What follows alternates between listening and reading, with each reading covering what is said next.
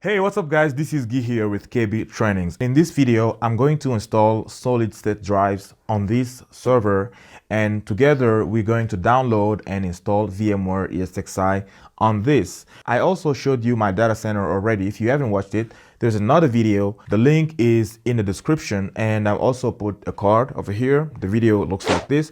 So you can watch the video to see exactly how my lab is, how I use it, and what kind of technology or what kind of things I built in it, and how I do my own training. Because all of my certifications that I've had so far, it's always self-study.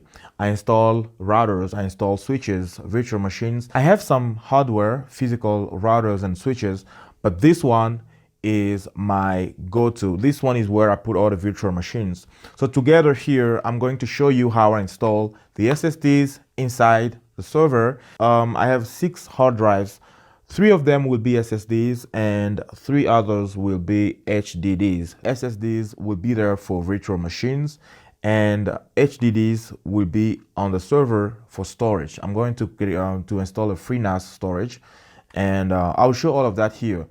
The goal in wiping out this server is just to share with you everything.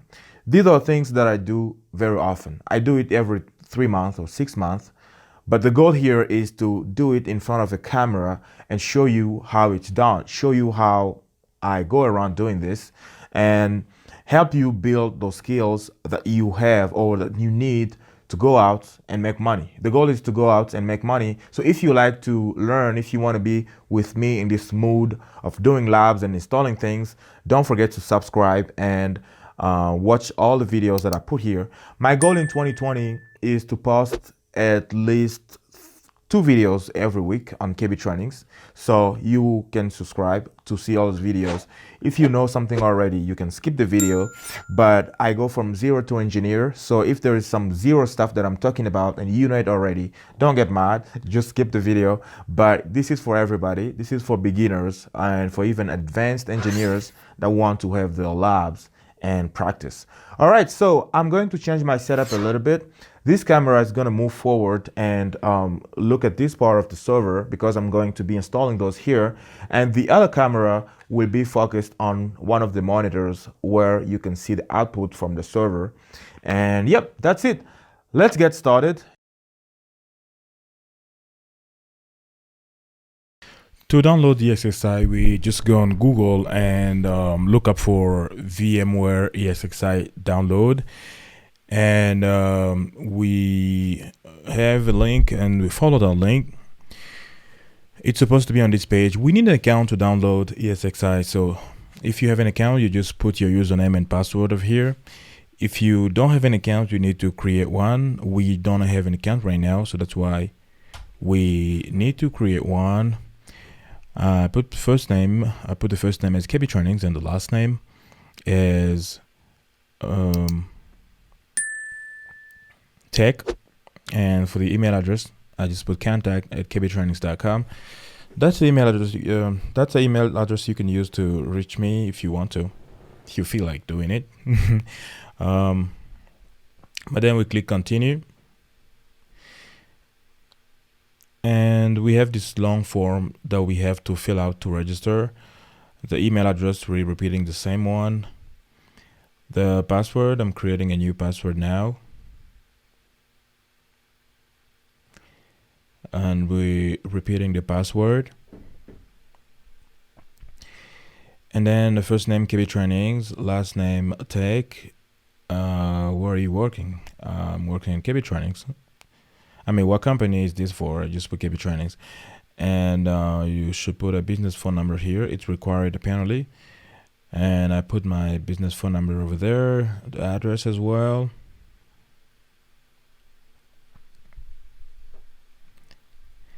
And scroll down. And the zip code. I put my zip code and also the city.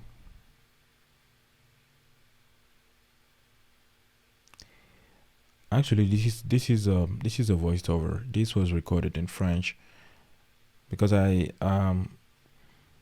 I make both English and French videos over here. Okay, so the next step, you need to read all the terms and conditions. So you open those and you read them. I've read them already, so you're supposed to read them. I mean, you should read them. And I don't want to receive any communication from VMware. I just uncheck that and insert this code for verification. And then click on the button over there. So they sent me an email. I saved the password over there, and then I go check my email to see if I received anything from them. And boom, they sent me an email, which is over here with my customer ID number and everything. So I need to click there to activate my account and access VMware. So I went back to the VMware website and I completed my application by putting the password again. And then we are on the download page. This is what I'm going to download.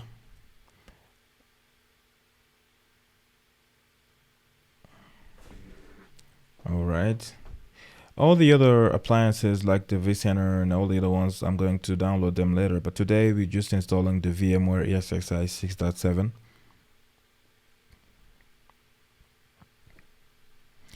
Okay, I click on manual download to download my file. And the next step after the download would be to create a bootable USB to use that to install the system on the server. You can use a bootable USB, or you can use a CD. This is very small; it can fit on a CD, so the CD is fine too. I use Power ISO to create my bootable USB, but you can use any other tool out there. Because Power ISO requires registration if you reach a certain size of file. But if you don't have Power ISO, you can also use Rufus USB to create a bootable USB. It's also a pretty good tool. It's completely, I think it's completely free. You can use that to create a bootable USB as well. But yeah, in this case, I'm using Power ISO, and I'm going to now create a bootable USB. Let me check what folder it's downloaded in. It's in my download folder, and now I'm going to grab it in Power ISO and create a bootable USB. So let me insert my USB, my thumb drive on the laptop. It's right there. All right, if you want to know in details how to create this, just let me know. I can create a video for you. But for now, let me go on the tool and select create bootable USB. It's asking me for an admin access, so I need to reboot it, reboot the Power ISO with the admin access. And this is where I select the ISO image that I downloaded.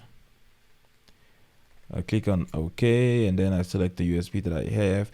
Be aware that when you do this process on the media or on the thumb drive, it's going to clear or wipe out everything that's on it. It's going to format the thumb drive. So make sure you copied all your stuff before you do this process here. That's the warning that we have. And if we click OK, it's going to create that USB for us. And the USB will be used to install the system in the server.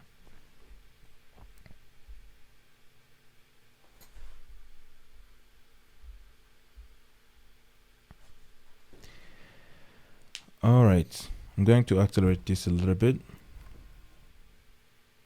Okay, it's done. And then I had some issues installing with the USB. I'm going to show you that later on.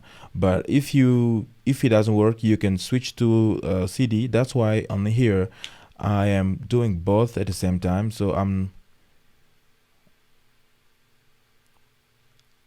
also burning a CD right now just to be ready with it. And then when the CD is done, we are going to remove that from the laptop, and then get it ready to go to the next step, which is putting all the disk on. And on this step here, I'm going to install my SSDs on the server. So I have one here that's brand new, and I have some other that I took from my other devices. So what I'm going to do now is that, because this is a 3.5-inch disk slot, and as you know, the SSDs that I have, I mean, you can see them. The SSDs that I have are small, they're 2.5-inch, so I need to use an adapter to be able to use these SSDs in my server. So yeah, they can fit in there. This is what I'm explaining it in French actually, so I'm just doing a voiceover here. Bear with me, guys. All right, this is the adapter that I bought from Amazon, and I'm just going to insert it. I'm going to insert the SSD inside the adapter and then put it on the thing for the disk, and then put it inside the server. So what I'm doing now is that I'm taking off all my SSDs from the old placement, and then move them to the new adapter, and then put them in a server. Yeah, this is one of my old SSDs that I've been using. It's been there for a while. It's 128 gig. I'm not going to use it this time because it's kind of very small. I'll just put it aside, and I'll put 3 SSDs on top, and a 3 HDD at the bottom.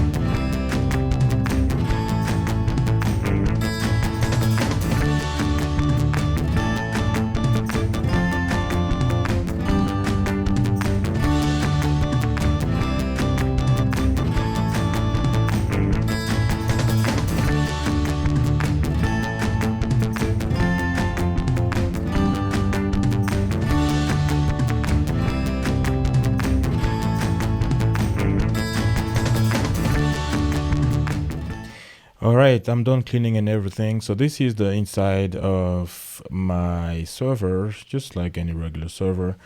I have 144 gigs of RAM. I would like to get some more, but I don't have enough slots. So if I feel like it, maybe in the future I have to get some bigger RAMs to probably get more RAM available. But yeah, that's fine.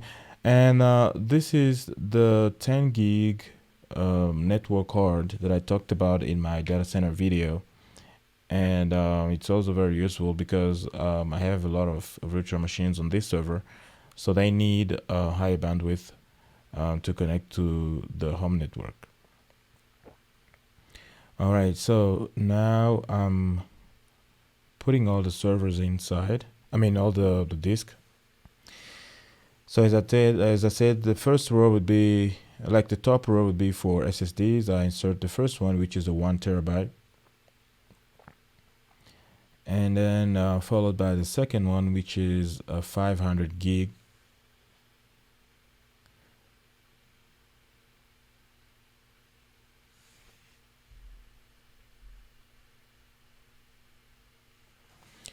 And then the last one, the 248 gig.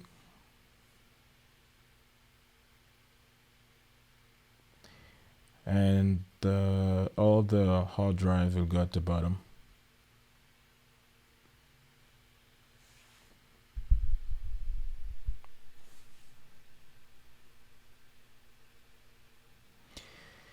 Yeah, most of my English videos are voiceover, so thank you for bearing with me.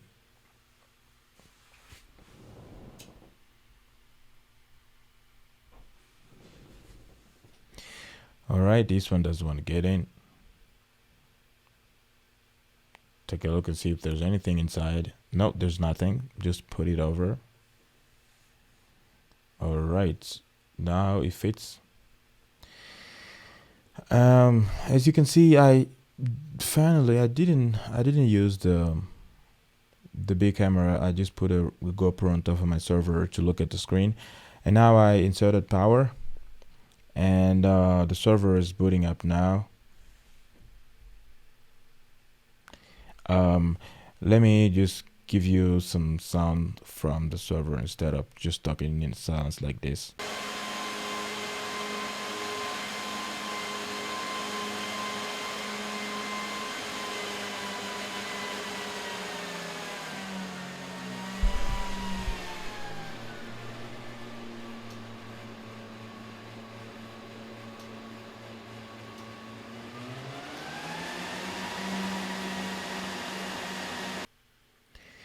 All right, that was the sound from the server, and now it's booting up. You see it configuring memory, and then it's booting.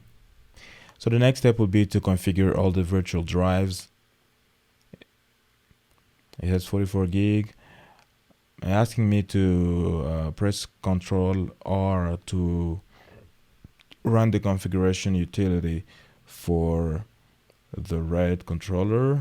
So I'm in the RAID controller right now after pressing Ctrl R, and you can see that I have two virtual disks. I'm going to delete both of them so I can configure new virtual disks that we're going to use. So I'm grab the first one, delete it, and then go to the second one and delete it as well.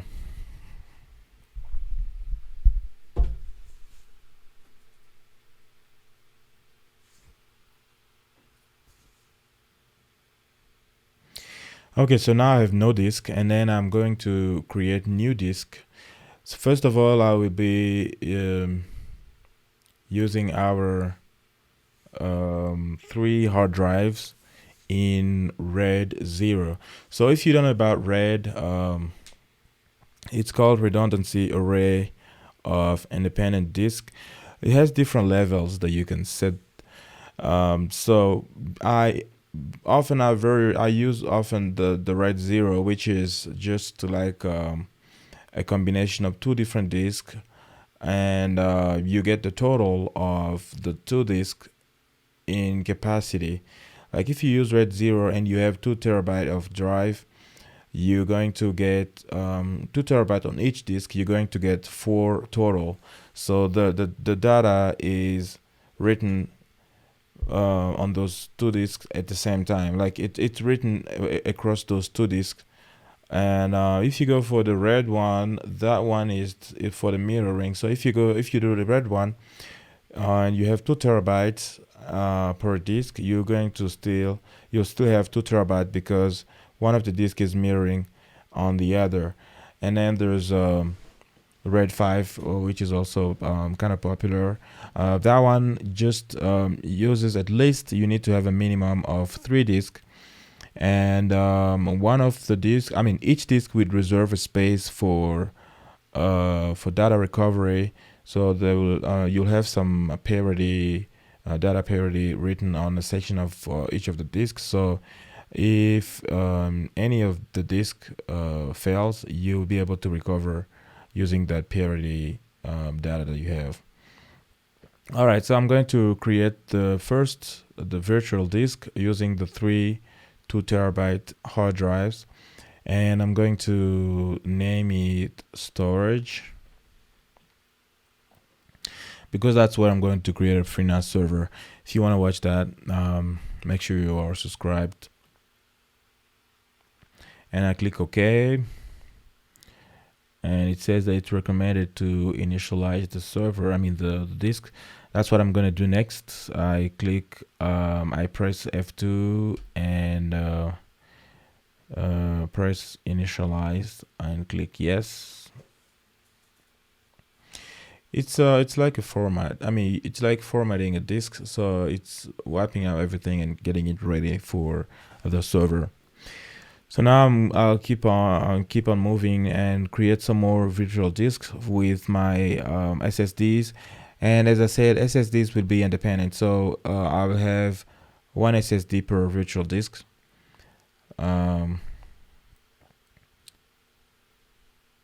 So this one is a 1 terabyte. The first one, I'm just gonna rename it SSD 1T, as in 1 terabyte. And we'll click OK, and also initialize the disk.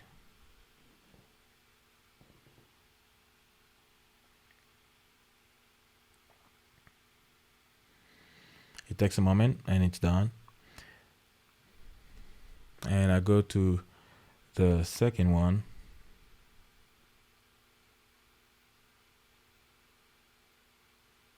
which is going to be the 476.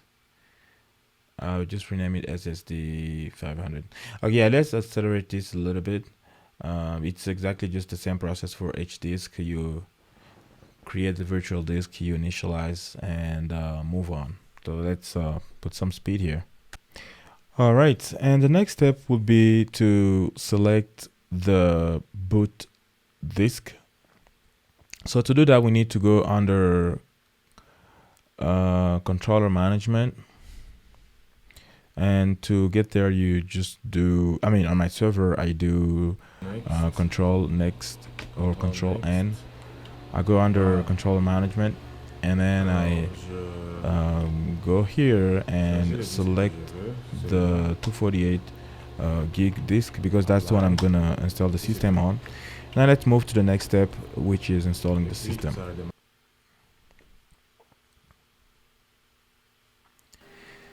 Alright, so to install the system, you just need to insert your media, which might be a USB or a disk or a CD, and boot the device. So in my case, as I told you earlier, I guess I did, I tried to use a USB, but it didn't work for some reasons. I don't know why. I didn't want to spend time on that, but I just switched to a CD, and it worked with that. So right now it's booting for with the USB, and I'm going to show you what happened when I tried to use the USB.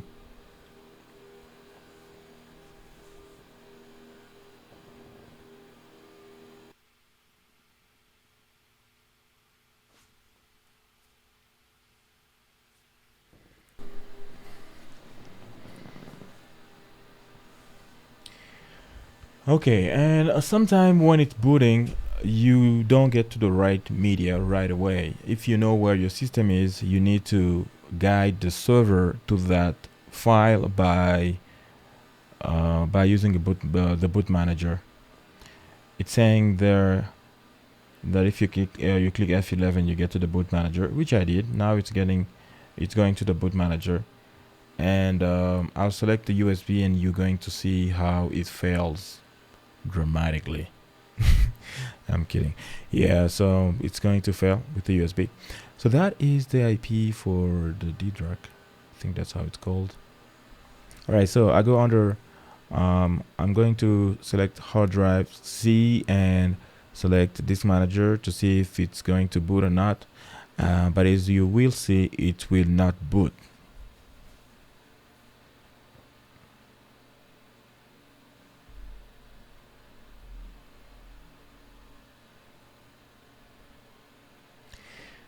Alright, I do that, and yep, it didn't find the bootable file, and it's trying to ask me for the path to that file, which I didn't have. So that's why I quickly just run and grab my CD and insert the CD in the CD player.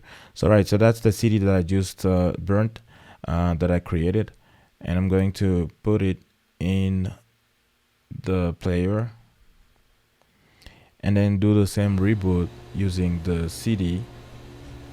Goes through the same process again. You can still okay, I'm going to accelerate a little bit of these steps just to go quickly, because it's just all the same thing.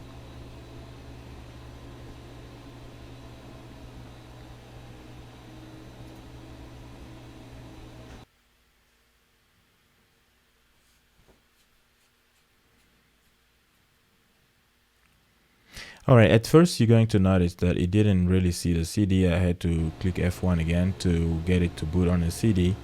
And then, yeah, after that it was just fine.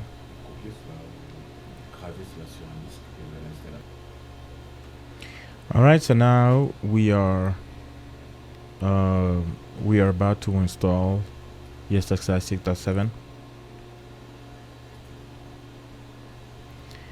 Okay, so now all the files are loading. Okay, they're being copied actually on the RAM, and the install will start really soon. I'm going to speed up this process here because I guess you don't want to see everything. But if you're installing right now, yeah, be a little patient and you'll get to the end of it. So let's speed it up a little bit. I'm speeding up right now, even if you may not see it.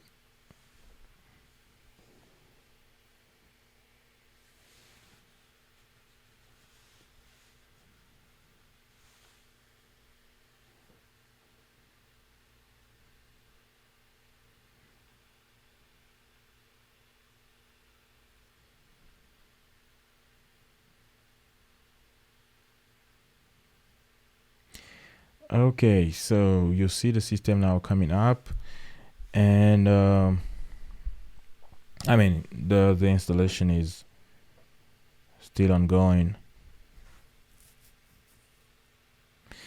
All right, welcome to VMware and so on.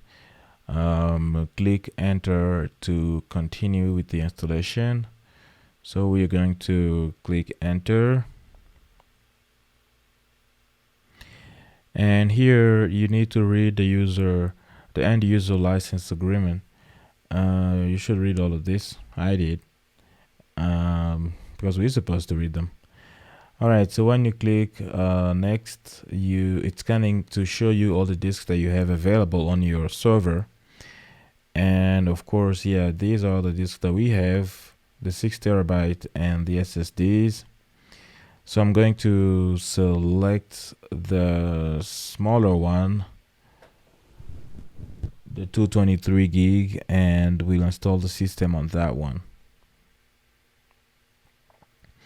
Again, this is a voiceover and the original version was in French, so bear with me and thank you. All right, so I select that and click enter to continue. Now I need to select the keyboard layout because I'm in the US. I go with the US default, and here I'm creating the root password, the root which is like the admin account, like the main account on the server. It's really important that you have a secure password. That's why you see me struggling there to get a correct password for it. Still not secured. Yeah, not that one either. I think this one is the one.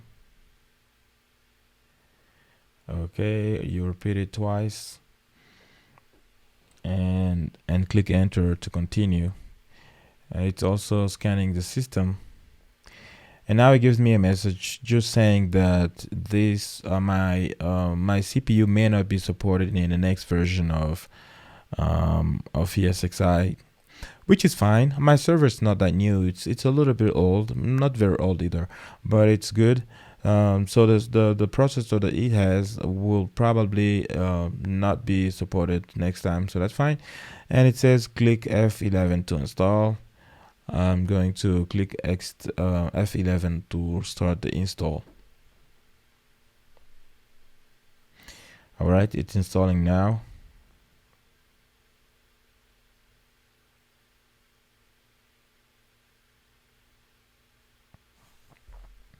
Let's speed it up a little bit. All right, so when that process is done, it's telling us to remove the media, the installation media, and reboot the system.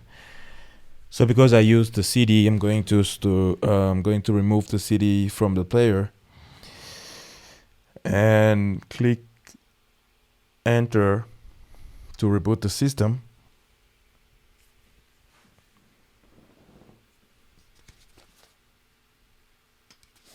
I don't know why this chair does this, but I definitely need to change it. But yeah, so just removing the DVD or the CD and clicking enter to restore the media. At this point, I realized that if you are watching me, then you are probably installing this with me. So that's why I'm not rushing into it, because I know you have time for it. Yep, after that, the system is rebooting, and boom, let's go with the reboot.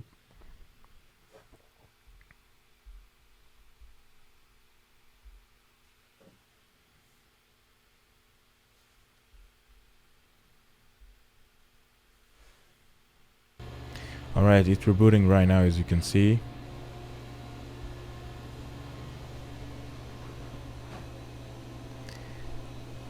Let it boot normally. So now the installation media is gone, and it should be rebooting on the disk. I mean, it should be pulling the system from the disk on which you installed it, which in our case is the small SSD. Just go with it.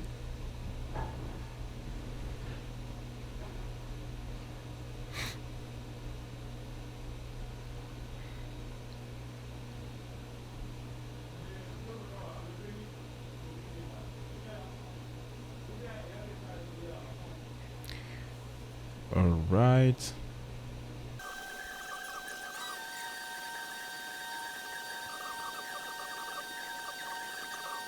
Okay, it's powering on.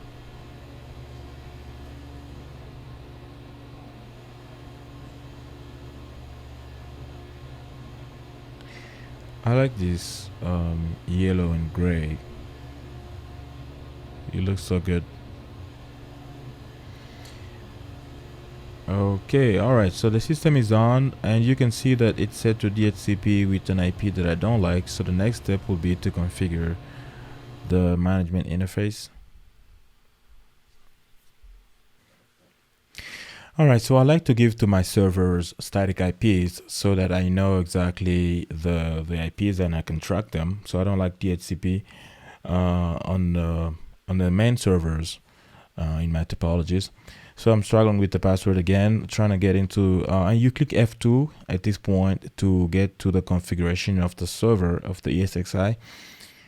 And once you can get the password, if you can, you'll see the configuration screen.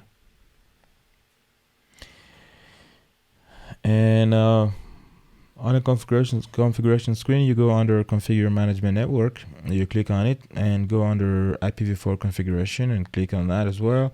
So I'm going to remove it from the dynamic IPv4 and set it to static.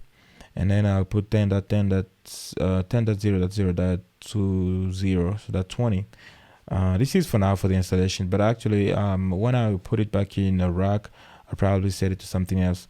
So when you're done, you click on escape, I think, and then it will show you a message asking you to confirm, because it's going to reboot the management interface. And that's done. The IP is on the server. So the next step now is to get into a laptop or any other PC and access the web GUI of this device and see what's inside. All right, and again, just make sure you are in the same subnet, so the same network as the server. And yeah, you can try ping to see if you can reach it, and then you go to the web browser. So that will be the next step. We're going to log into the server using a browser and the IP that we just set on it. All right, to access the GUI, all we have to do is type the IP address that we configured. We bypass the security warning, and boom, this is the GUI. Again, the root as the username. You can create other users later. Actually, I'm going to show you in the future how to integrate this with your Active Directory or any other LDAP that you have. And yep, let's log in with the root. And we are inside now.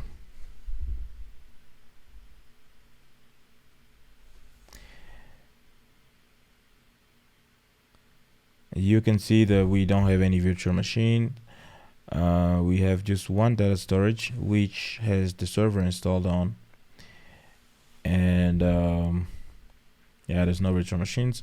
And then we have a single virtual switch with 2-port group, and yep, that's it. So you can see the host here with all the details that you would probably want to see. You have the CPU, you have the memory and the storage, and yeah, that's it. And then I'll probably have to add some more data storage, because you know that I have disks available, so I need to create more data storage. That's what we're gonna do now. And to do that, I go under create data store and just follow this process. Next, it's going to show me the 3 disks that I have available, so I'll select one of them, give it a name, and just click next. Yeah, it's very straightforward, shouldn't have any problem with it.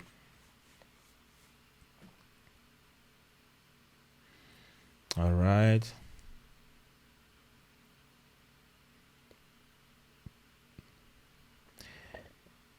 Okay, and then keep moving and create all the other ones. That's it for today, guys. So this was the first step, just showing you how I install my server in my lab. The next step would be to create some more virtual machines. I'm going to create a domain controller, which is a Windows Server 2016. I'm going to create GNS3 for more videos on the upcoming Cisco CCNA. It's January 2020 actually. So I'm planning to create some more videos on it for people that are preparing for the CCNA or the CCNP, the new CCNP. I hope you're going to like it. And if you're here for that, please subscribe. I'm going to share a lot of knowledge on this channel. And thank you for bearing with me. Thank you for listening to this. This is a voiceover from my French video. If you want to watch it just for fun, it's on my channel along with this one here. So thank you so much for that. And yeah, I'll see you in the next video. My name is Guy, and catch you later. Thank you and bye.